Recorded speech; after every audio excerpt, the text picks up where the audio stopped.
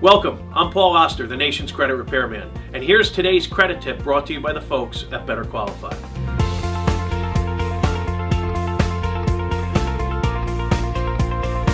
As a certified FICO Pro, I'm often asked, Paul, what's the fastest and easiest way to raise my credit scores? Well, there's really no fast or easy way to do it, but one way that you can get a significant jump in your scores is by paying down your credit card balances.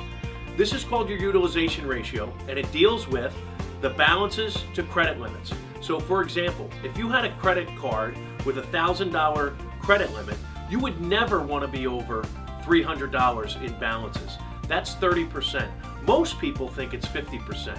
If you're carrying balances at about 50% of your credit limits, that's a good thing. It's better than maxing them out. But if you want to see a significant jump in your credit scores, you have to pay those balances down below 30%. Fair Isaac Corporation, that's where we get our FICO scores from, actually have a designation of high achievers, and that's for folks that pay those balances down below 10%.